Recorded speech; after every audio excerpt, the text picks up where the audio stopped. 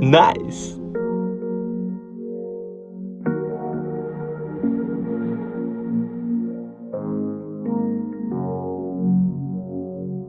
Good morning mga kaswabe! Araw na naman ng Sabado, araw ng sideline, biyahe tayo sa Lalamove. Okay mga kaswabe, gaya ng dati, yung trip A natin, reset natin sa 0. Yan, para mamayang gabi alam natin kung ilang kilometers yung inandar natin sa sideline natin.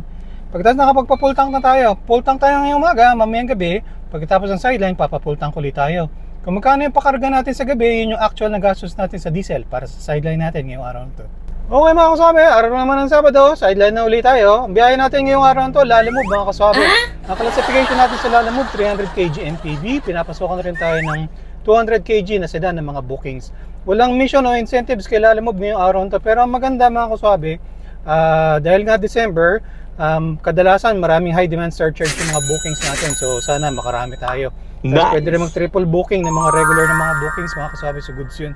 So ang goal natin ngayong araw nito mga kaswabe, gaya ng dati, mga 3,000 pesos na gross. Wow! Gross, ano nito, yung mga bookings plus tips, at kung incentives sa mga kuha natin. Yun ang compute natin. Pero siyempre, pag natapos yung sideline natin, compute natin yung net na kita natin. Babawas natin yung diesel, car maintenance, kung may toll fee, etc.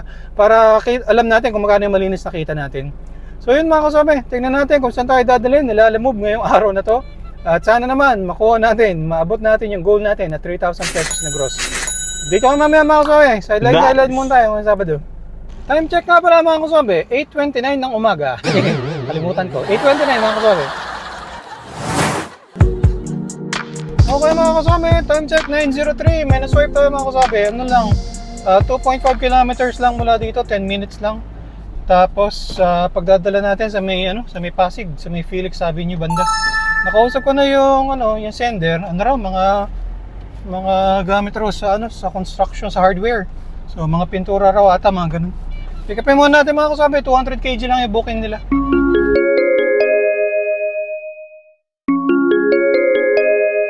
Okay mga kasama, time check 9:20. Na-pick up na natin yung mga items, mga mga hardware supply. May mga thinner, tapos may mga 4 na rolyo ng ng alambre. So doon ang bayad mga kasabi. Ano pa lang tayong paparadahan mga kasabi, tingnan natin kung may sasabay tayo. Dito ako mamaya, booking number 1, dito tayo sa may Paranaque. Okay mga kasabi, time check 9:43. Dito tayo sa may Paranaque. May naghintay tayo na may sasabay. So may na-swipe tayo mga kasabi. 3.7 kilometers, 12 minutes mula dito. Pagdadalan sa may San Mateo, Rizal, so medyo malayo-layo. Maganda naman yung rate niya, all goods. Nakausap ko na si sir, 2 automatic washing machines raw, mga defective na mga washing machines. So, tingnan muna natin kung magkakasya, baka i-rearrange na lang natin yung mga gamit para mapagkasya natin mga kaswabe. Dito ko mamaya mga kaswabe, booking number 2, sunduin muna natin. Yung booking number 1, dyan pa rin sa likod.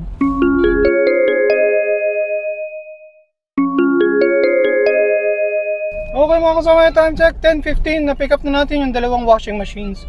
So yun pala yung negosyo ni kuya, bumibili siya ng mga sirang mga appliances, tapos binibenta niya sa mga sa mga nagre-repair. So yun mga kasabi, unahin lang muna natin itong mga yung mga hardware supplies. 1 hour 14 minutes 28 kilometers away sa may Pasig. So double booking tayo mga kasabi. Update ko mamaya dito tayo sa may Paranaque.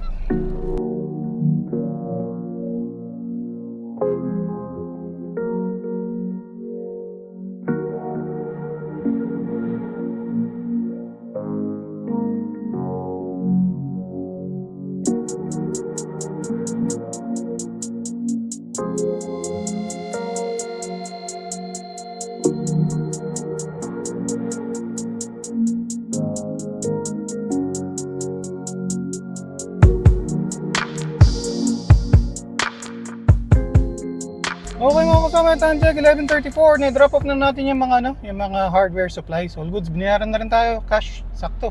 So atidin natin to sa may San Mateo mga kasama, 1 hour 8 minutes 12 kilometers away. Mag-U-turn lang tayo dito sa may sa may Felix Avenue ba, kung mayroong mayu-U-turnan.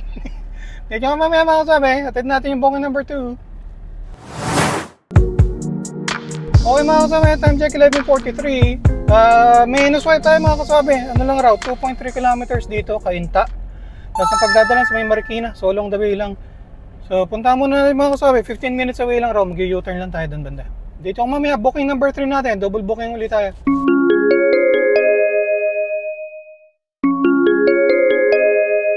Okay mga kasama, time check, 11:55. Na-pick up na natin. Styro cutouts raw. Bali, mga props siya. Gagamitin natin sa school. So yun mga kasabi, hatid natin 44 minutes, 8.3 kilometers away. Ang maganda dun, kasi Marikina, tapos itong mga washing machine, dadalhin natin sa San Mateo. So along the way lang talaga. All good. Doon raw ang bayad mga kasabi. So booking number 2 at number 3 itong nakasakay sa atin. Dito ako mamaya mga kasabi, hatid muna natin, dito tayo sa Cainta.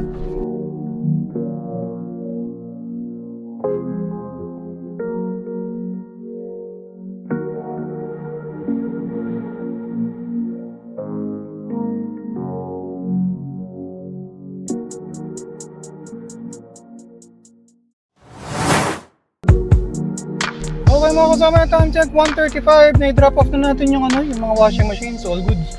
990 yung bill ni sir, binayaran niya tayo ng 1,000, so may tip tayo na 10 pesos. Tapos pagsakay natin mga kaswabe, may naswipe tayo San Mateo rin. On the way na tayo, 4 kilometers away, 20 minutes. Tapos nasa note, lechon daw ang pipikapin. Dadalhin natin sa may Diliman. So malamang hindi natin ito may double book kasi syempre pagkain. Para pagdating dun malutong pa yung balat.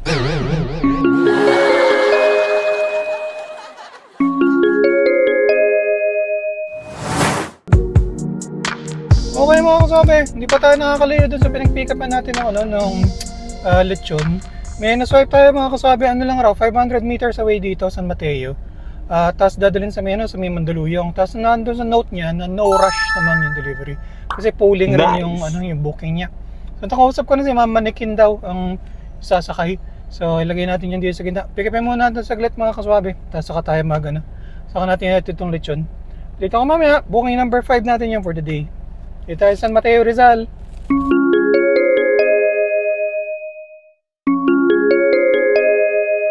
Okay mga kasama, time check 2:17. Dito tayo sa may San Mateo, Rizal. Na-pick up na natin yung Manikin. So na paghihiwalay pala siya. So nandito siya sa gitna.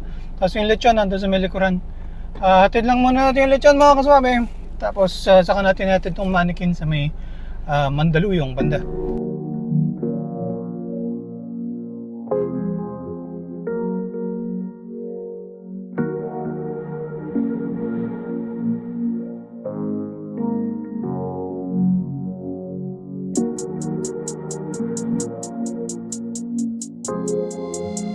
Okay mga kasama, time check 3:20. Na-drop na natin yung lechon. Medyo napatagal lang kasi mali yung pin nila.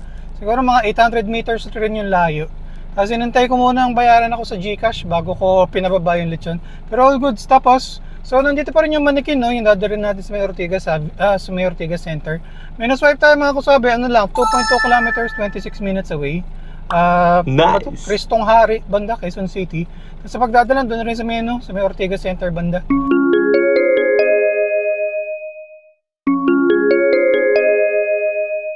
Okay mga kasama, time check 3:42. Na-pick up na natin, mga gamit siya sa catering. So yun, nandun siya sa may likuran. Tapos hatid muna natin ng 50 minutes away, 8 kilometers. Kasi ito nagmamadali raw So hatid muna natin, tapos yung polling, itong Manikin, yan ang hatid natin afterwards. Pero magkalapit lang naman ito mga kasama, pareho sa may Ortigas Center banda.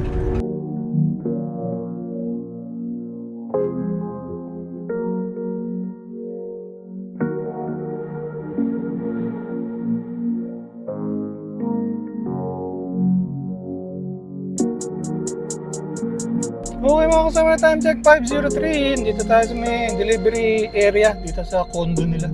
All goods mga kasama, na-drop off na natin, tapos binayaran tayo ng cash ni Kuya. Hatid na natin itong isang booking natin mga kaswabe, 1.6 kilometers lang raw, 20 minutes away. Pagkatapos noon, mag-park muna tayo, pahinga muna tayo, kasi kanina pa tayo umaandar. Dito kayo mamaya mga kaswabe, dito tayo sa may Pasig, Ortigas Center banda. Okay mga kasama, time check 5:14. Dito tayo sa may Julia Vargas, sa medyo traffic naman raw, 1.6 km, 17 minutes away yung edge sa Shangri-La na hotel na pupuntahan natin. Pero may na-swipe tayo mga kaswabe, iikot lang tayo. Pabalik tayo sa may Meralco Avenue. May pick upin tayo na cake. Tapos ang pagdadalan, ayos pa south, sa may Alta South, doon sa may Tagig banda. So all goods, at least medyo pauwi na ng bahay. Okay mga kasama, time check 5:38. Ni-drop off na natin yung Manikin dito sa may hotel So punta na natin yung cake mga kasabi. 10 minutes lang raw, 1.1 kilometer mula dito.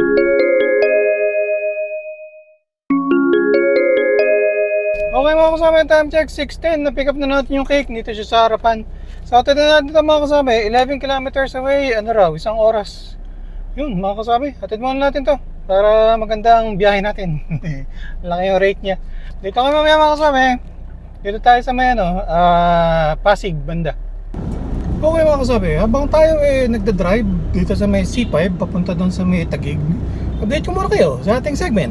Ang ating segment na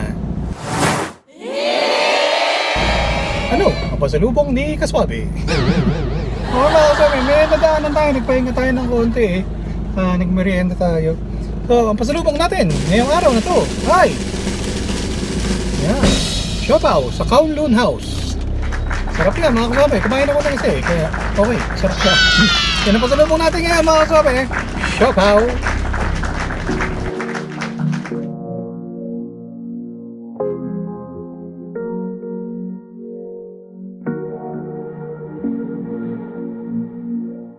Okay mga kasama, time check 7:15. I-drop off na natin yung cake dito sa may sa may Arca South. So hanap lang tayong paparadahan mga kasama. Nabang tayo ng booking na pauwi para sulit ang araw natin. Tignan ko mamaya, dito tayo sa may Taguig. Okay mga kasama, time check alas 8 na ng gabi.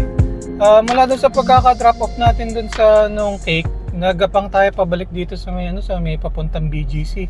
Pero ang na-swipe natin ngayon mga kaswabe, ibabalik rin tayo dun kasi medyo malapit dun sa pinag-drop off pa natin yung pick-up natin ngayon. Yung pick upin natin, cake raw uli. Pagkatapos dadalhin na sa may Makati mga kaswabe. So yun, balikan muna natin mga kaswabe, ano raw, 16 minutes away.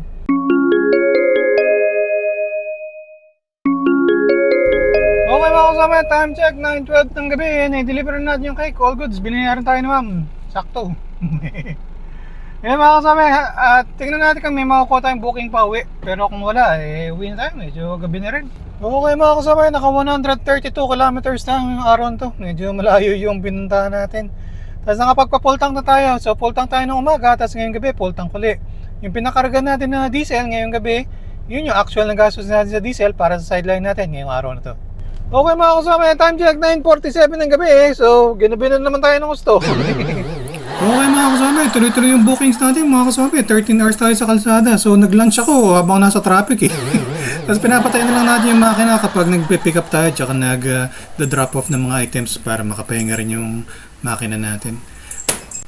Okay mga kasama, computer natin ganito natin 4071 sa 8 bookings sa Lalamove. Walang Lalamove incentives, tas cash tips natin 10 pesos. So ito yung gross income natin. Bookings plus tips plus incentives 4,081 pesos.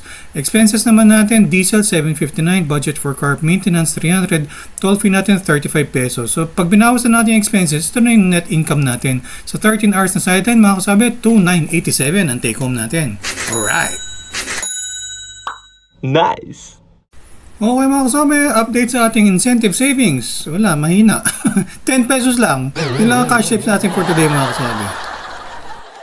Mga kasama, maganda yung kinita natin ngayong araw to kasi inaalaw nga nila Lalamove na mag-triple booking tapos pwede mo pang sabihin ng mga poolings yan Pagkatapos, yung mga bookings na nakuha natin puro may mga high demand surcharge mga kasama. Kaya all goods, maganda naman yung kita natin. So na-achieve natin yung goal natin at na-exceed pa natin yung 3,000 pesos na gross na kita. So goods. Yun muna ang update ko sa inyo mga kaswami. Maraming salamat sa panonood. Hanggang sa ulitin. Ingat sa pagmamaneo para ang biyahe natin ay laging swap.